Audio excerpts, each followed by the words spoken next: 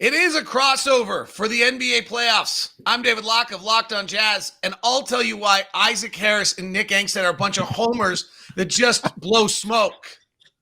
We're going to tell you why the Mavs aren't scared of the Jazz at all. Luka's hurt! Talk about that and more on today's crossover, Locked on Mavs and Jazz. You are Locked on Jazz, your daily podcast on the Utah Jazz. Part of the Locked On Podcast Network, your team every day.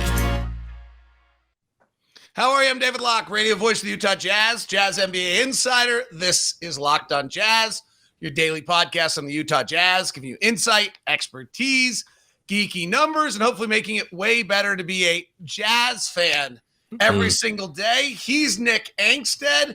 He was a nobody, then he went to Locked on Mavericks. Now we've hired him, and he's the YouTube god, and he's making all sorts of money, and he's just, proud of himself.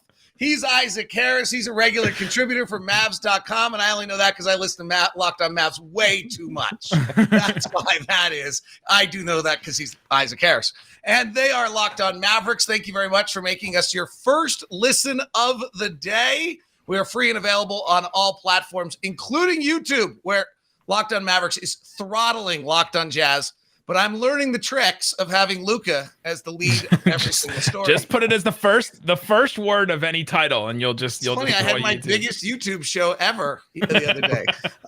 Thank you, Mavericks. All right, let's get right to it. Obviously, the Luka is the biggest story of the whole series, and I don't. You did a really nice job, Nick, with the doctor the other day. We're not going to know anything unless. I really feel like the earliest we're going to know anything is probably 9:45 Mountain Time, 10:45 Central Time if Luka doesn't come out for his regular warm-up, right? Unless they announce I would suspect that they're not going to announce him out any sooner than that. No, they'll leave him as questionable, right? They'll just put him as questionable on the injury report, and then 30 minutes before they have to announce who's in the starting lineup, and that's probably when we'll know. Jason Kidd has been doing this all week. I'm not a doctor, so I don't know. Not a doctor. I don't know. That's basically what's been coming from the Mavs, and it's kind of gamesmanship, right? To not tell if Luka's going to play, if he's not going to play, and it may mess with the minds a little bit. All right, so we can bore ourselves with it. I don't think any of us know. I didn't stay at a Holiday Inn Express, so I'm not a doctor even on that. The one thing we experienced it twice this year, right? Bojan Bogdanovic was out 19 days. Rudy Gobert was out 21 days with a calf strain. The doctor you had on Locked on Mavericks, said it well. There's it's where the location is. There's multiple muscles in there, so we really don't know. It does. If Luka's on average, which would be the first time in his life he's ever averaged, because I've prepped for this, and he's not average offensively and he's not average defensively.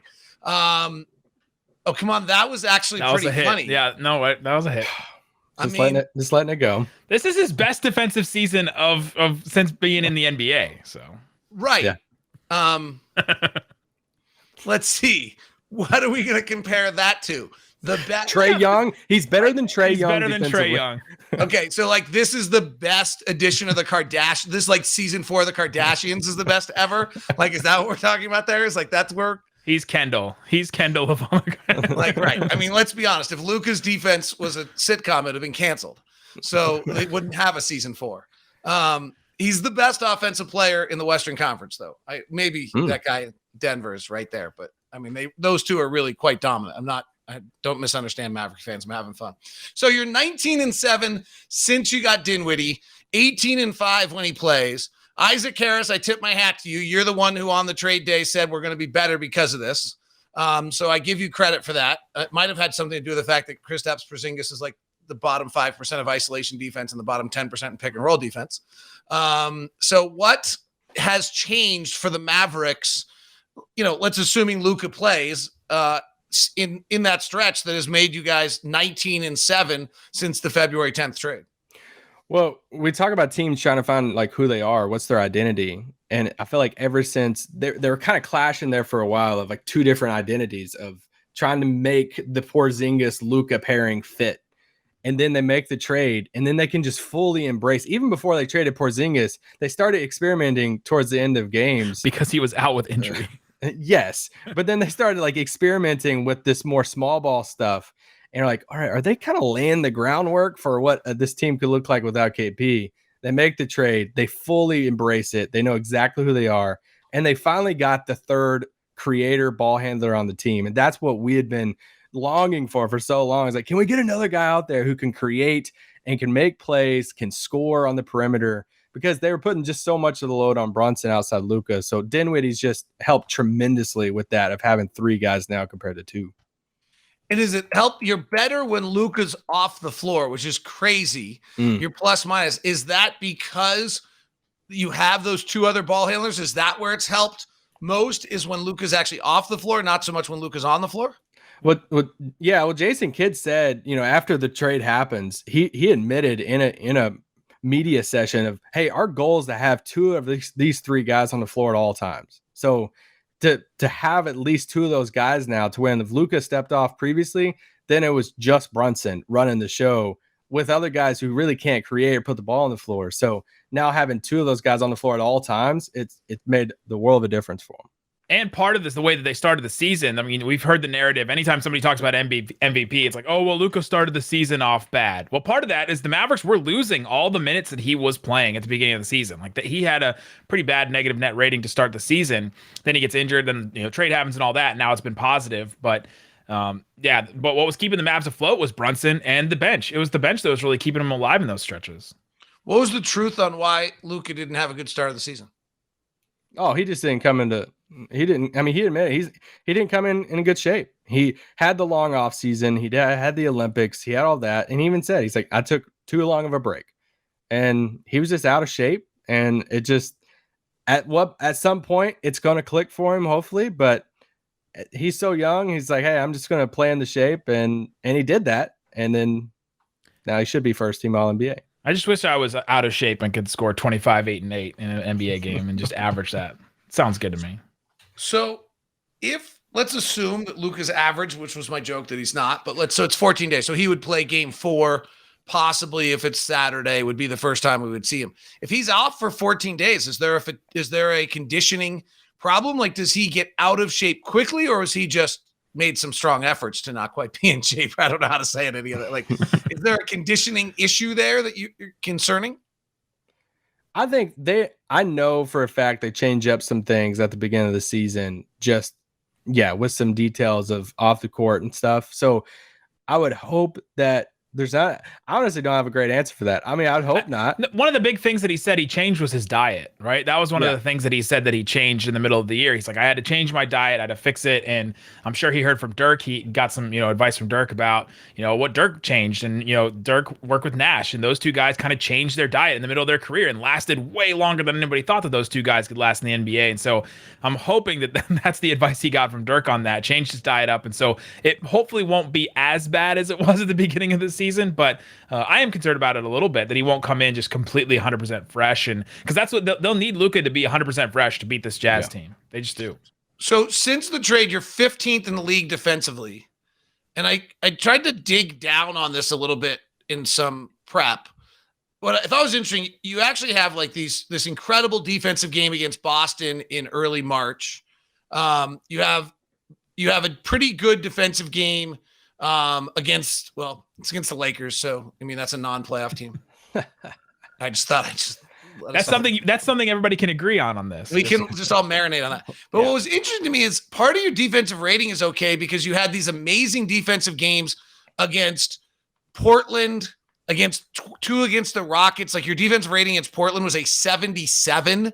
But if you kind of dig through the other games and rank them by your season, against Brooklyn, it was your 78th defensive performance in early mid-March, 73rd against Philly, 80th against Charlotte. Next night was 54th against Minnesota, then a good one against the Rockets, then 70th against Minnesota, 47th against us, 68th but 47th against us without Bojan Bogdanovic, Rudy Gobert, and Hassan Whiteside. 47th against the Lakers, 68th against the Lakers again, 62nd against Cleveland, your worst defensive night of the year in Washington. So there's actually like that was the terrible game. Just throw that was a disaster, right? You lost by 32. It's one of the reasons why they lost the 3 seed too, is that game. So like the rating's good, but the standard deviation is like wild. And against good teams, it's a 124 against Brooklyn. It's a 120 against the 76ers. It's a 130 against Charlotte. It's a 118 against Minnesota. It's a 118 against the Lakers. It's a 134 against Washington. So like a 110 and a great win over Milwaukee. That's pretty good, actually. That's a pretty good defense tonight. Milwaukee's great. And, so what is the feeling of where the team is defensively? Because prepping, I really couldn't get a grasp on what was going on with this team defensively. I was listening to Locked On Jazz, and you were talking about how bad Porzingis was defensively. This was Porzingis' best defensive year of his career, probably as well, maybe since that last Knicks year.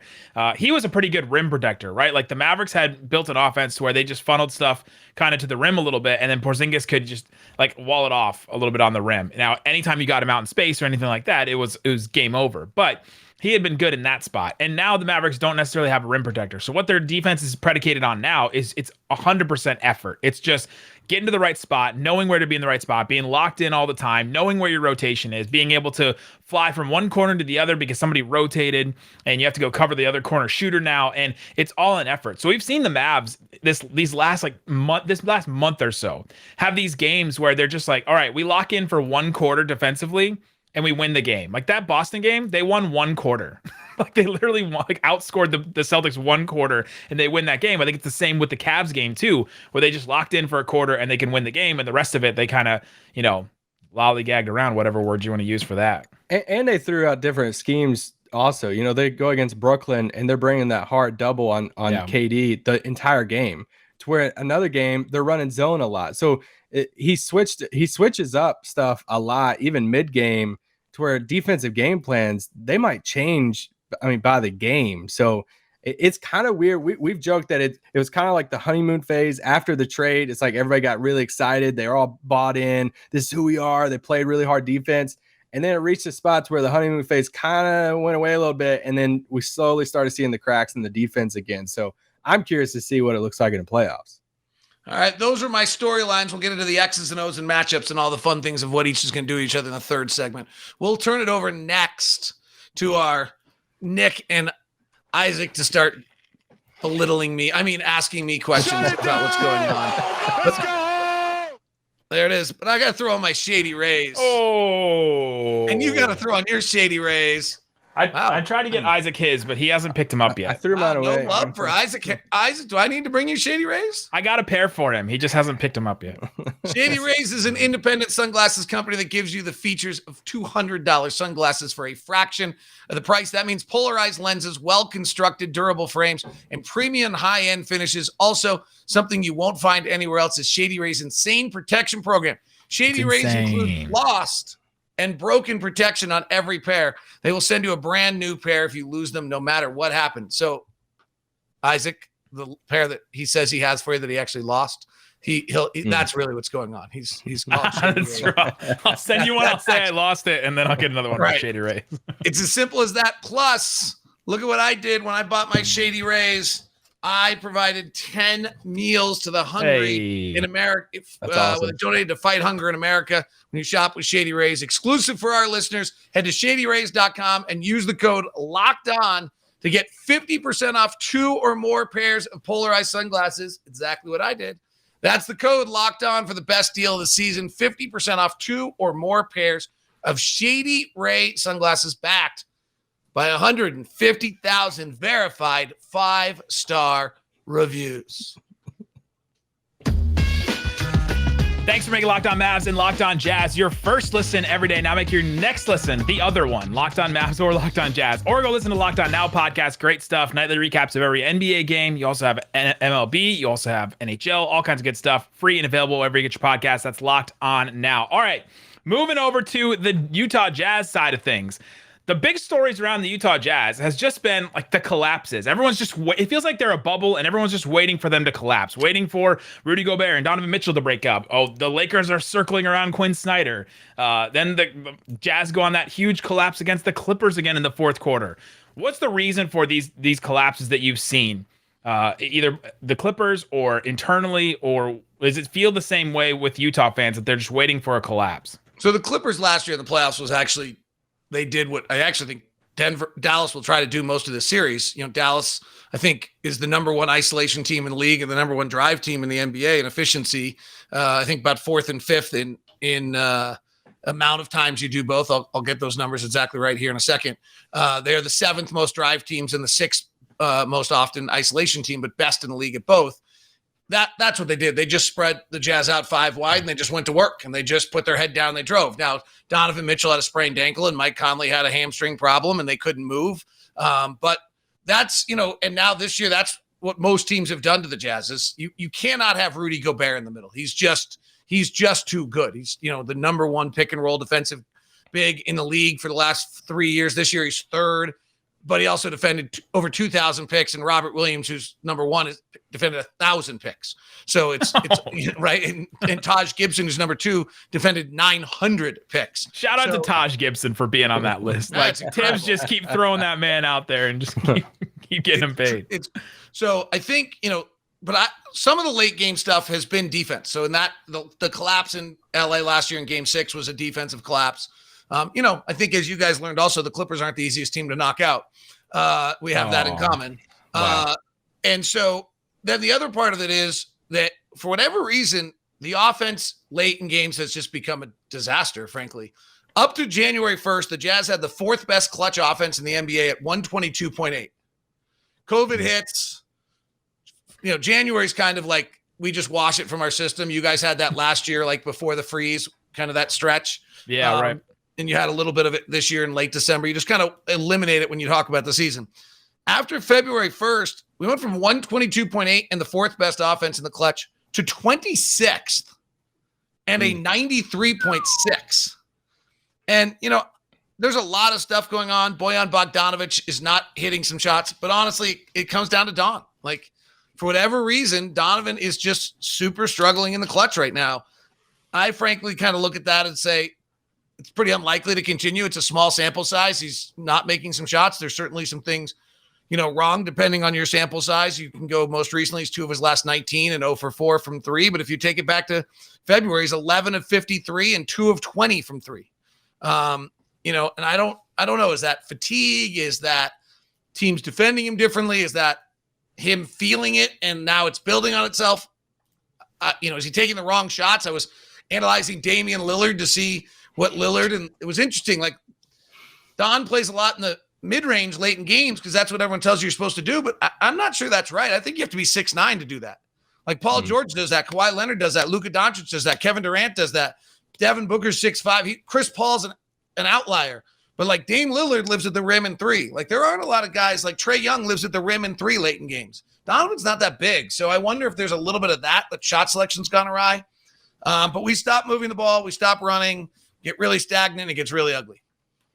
You kind of touched on it there at the beginning of your answer, because that was one of my first questions is, for how much is that Clippers series on the back of the Jazz's minds when it comes to playing this team like Dallas that, we joke that, Dallas is the Raptors of the West. They're the small ball, and just even the narratives of that series last year is, the Clippers went small. They just put all these wings out there, and Rudy was the one that struggled. I feel like that was like the scapegoat out of it, it was Rudy's fault because he couldn't guard the small ball lineup type thing. How wrong is that from a Jazz perspective? So and also, it's pretty wrong. So yeah, there's like all parts of that are wrong. So let's start with the various things that are wrong. One is, and we've just got to eliminate this phrase. I was actually talking to Brian Anderson of TNT about this the other day. We've got to stop calling it small ball. Like, the Clippers were 6'4" with Reggie Jackson, 6'8", 220, 6'8", 220, 6'8", 220, and 6'8", 220. So their center was undersized. Yeah, they played no 7-footers. That's like what so small ball means now. Like, every other player was actually oversized, right? Like, Nicholas Batum is not small. Marcus Morris Sr. is not small. Paul George is not small. Like, there's nothing about those guys that are small. Second thing is, they didn't play Rudy Gobert off the floor. They played every other Jazz player off the floor. So Rudy Gobert was marking Terrence Mann was their worst three-point shooter because they were playing 5 out, which we used to do with Dorian Finney-Smith before he became Steph Curry. And but when when everyone drove by Mike Conley, Donovan Mitchell, Joe Ingles, every boom, boom, boom, boom, boom, then Rudy's got to come over, and then they hit Terrence Mann, and then somehow the narrative, honestly, the narrative that Rudy got played off the floor in that series is is it's a pretty shallow, not very good basketball. Now, I'm not saying Isaac, I know you are more than that. Yeah, I was just throwing it out there. It's poor. What the better way to say it is, can Rudy impact the game defensively? So the whole defensive premise of the Utah Jazz is that Rudy Gobert impacts. So like Luka has not taken a shot inside 6 feet this year when Luka has not taken a shot all year long when Rudy's on the floor at the rim. He's 0 for 4 all year inside 6 feet. Okay, that's Rudy impact. Is that counting the play that Rudy fouled him and then blocked it? Or? That was one of his misses, right? Yeah, I got it. I got you. I'm sorry. Let me look that up. Oh, I don't see a foul in the 2-minute report. Maybe. Maybe what the official NBA accounts. The interesting one on that, by the way, is that wing right. Luka comes off to the right hand side on that pick and roll. The Jazz switched Gobert on. He worked the right side of the floor. If you actually look at wing right over the last 2 years when Rudy Gobert's on the floor, I think Luka's 10 of 13 from threes wing right. Wow. So that's Luka's answer, is that he's, it's not like he's not efficient. He just hasn't gotten to the rim. So can Rudy Gobert still impact plays defensively? Can Rudy, what happened in the Clippers series is where Rudy impacted was always off a breakdown, and then they're kicking to the next guy. It'll be interesting to see. Like, so far in the 2 games with these 2 teams have played, we're going to get into a little X's and O's stuff. And sorry, but like the Mavs have not been like shying away from running Luka Doncic, Dwight Powell, Luka Doncic, Maxi Kleber pick and rolls at Rudy. They really didn't shy away from it at all. Had moderate success. What they didn't have well, I don't know if they had that, but they did not have success. The Mormons. I know. Is when Luka got switched onto Gobert and tried to drive on Gobert, he only averaged 0.75 points per shot. All right, coming up, we got some more Mavs questions. We got some more Jazz questions for Dave. So many. You got a ton of questions. I want to know the small ball units, the quote unquote small ball units that people have been saying. You mentioned on Locked On Jazz on Monday that they've seen that look more than anything this year. How have they solved it? Want to talk about that and more coming up. But before we do, let me tell you about the best thing you can do for your body in 60 seconds or less. It depends. Depends on how quick you want to consume this. It's AG1. It's by Athletic Greens. Check it out. I use it every single day. It helps you in so many different ways. It's 75 high-quality vitamins, minerals, whole food source superfoods, probiotics, and more to help you start your day right. It's a special blend of ingredients that support your gut health, your nervous system, your immune system, your energy, your recovery, your focus, and aging. Aging. You can have some glowing skin with AG1 if you want to check that out. The guy that started AG1 was taking like upwards of $100 worth of pills a day and just trying to figure out how to get his life right, his gut health right, and everything. Just couldn't figure out what it was. And so he decided to make his own thing. He decided to make AG1, and that's what he made with Athletic Greens. Go check it out. It's easy. Athletic Greens is going to give you a free 1-year supply of immune-supporting vitamin D and 5 free travel packs with your first purchase. All you have to do is visit athleticgreens.com/NBA network. Again, that's the URL, athleticgreens.com/NBA network. Take ownership over your gut health. Pick up the ultimate daily nutritional insurance. That's AG1 by Athletic Greens. It's great. Go check it out. Also, I want to tell you about Built Bar. It's a protein bar. Tastes like a candy bar. They're delicious. David, what's your favorite flavor of Built Bar? Coconut brownie chunk or the puffs. Or the puffs. I'm telling you. Making a good run. The brownie batter puff. Maybe taking me a run for its money. That one is incredible. I had a classic mint brownie the other day. It was still solid. Mint brownie is a solid 130 calories, 17 grams of protein, 4 grams of sugar in a bar covered in 100% chocolate. David was mentioning the puffs, the churro puff bar. That one's great. Ordered another box recently. 140 calories, 17 grams of protein, 6 grams of sugar in a bar that is covered in chocolate and has marshmallow in the middle of it. Go check it out. Built.com. Use the promo code LOCKED15. That's LOCKED15 for 15% off. It's Built.com. All right, Isaac, David, Locke. Let's keep going with our Jazz questions, and then we may get a little nerdy at the end here. So you mentioned on Monday. The fans are begging for us to do this for more than one day. I can feel it. I just want to know about Trent Forrest. So We have not given up. Trent Forrest in Summer League hits a free throw to beat the Mavs in Summer League and waves off the Mavs like Seriously? And I've never forgotten it. I was on this pod saying you won't have a career for waving, and now he's like has a regular roster spot, right? He's like actually important. And his health is actually a big part of the series. I cannot stop thinking about that moment. Not as big as some other injuries. Let's make sure. But the Jazz have seen this small ball, quote unquote small ball. They've played the non-center. They've seen the non-center lineups a lot this year. So the team switched against the Jazz more than any other team in the NBA this year. Jazz saw 24 switches a night on their 90 pick and rolls. It's the most of any in the NBA. And so in that, and I feel as though the Jazz are probably the most scouted team in all of the NBA. If you just kind of think about it, Gobert's been there for 6 years now. Yep. You know, if you go 52-20 in this league, they go study you to figure out why you went 52-20 to figure out what you were doing. So this, you know, and the collapse against the Clippers was on national television in a pretty high profile moment where every coach in the league saw it. And so that's, the Jazz have seen that. The Jazz run 96 picks a night. They average 1.02 on the pick and roll. It's one of the better pick and roll teams in the league. They average 0.99 against the switch now, which is vastly improved. They've gotten much better, but they do have a tendency to get stagnant. You get the switch. Now you're trying to look for your matchup. This is where they brought Luka to the ball just time and time and time again in the two games, and frankly torched Luka. I mean, I think the interesting one, don't misunderstand this comment, I 100% think the Mavericks are better with Luka, but when Luka's not on the floor, the Mavericks go from kind of 15th in the league defensively to about the 93rd percentile, I think, defensively. They get pretty darn better, good. Yeah. And there's not a mismatch to go find. Like if they're switching everything and Luka's not in the game, I don't get off Finney Smith because he's outstanding. He's the 9th best isolation defender in all the NBA. Yes. But don't tell the Mavs that. They'll put it on T-shirts and send it out to every voter. Pretty good. And Dwight Powell's not great. Obviously, they're a better defensive team with Maxi Kleber on the floor than they are with Dwight Powell, but I don't know where you're finding that mismatch. Frankly, if you switch everything, Luka's going to have to play defense on almost every possession. And my point earlier about their defense needing effort is that they've negated some of these mismatch problems. I was watching the two Mavs Jazz games that matter, right? Like the one right after the All-Star break and then the first one in March.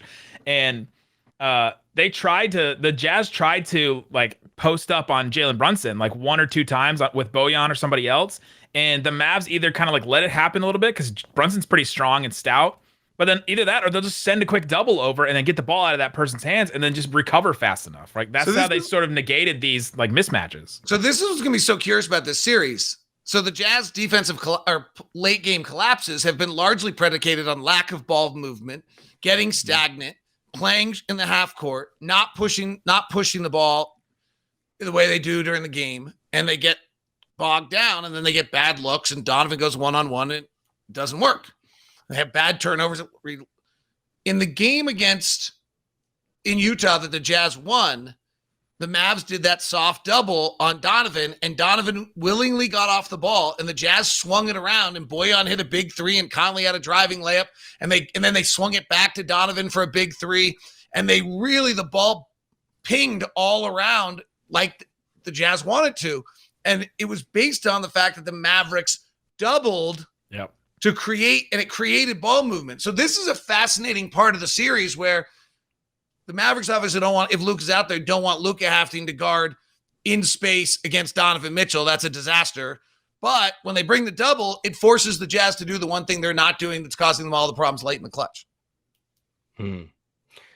If you were Dallas, I was trying to think what question I want to go to because I know it was just a nice home. Like it was like you were listening to the pod. Like, oh yeah, that was a good point. Of all pods that we need to make sure the time is right on, it's this one. But we can be relatively okay. We always joke about time and like, who's gonna check our time? Me. If you're Dallas, what's your game plan against Utah to win this series? So I think you're switching defensively a great deal. I actually think you might be able to get a game without Luka solely based on defensively being able to stymie the Jazz offensively. They don't move it. They don't swing it. They don't make the plays. You've done a really nice job. I think Rudy's averaging 5.7 shots in games against the Mavs. I think he hasn't taken a lot. He hasn't scored a lot either. Yeah.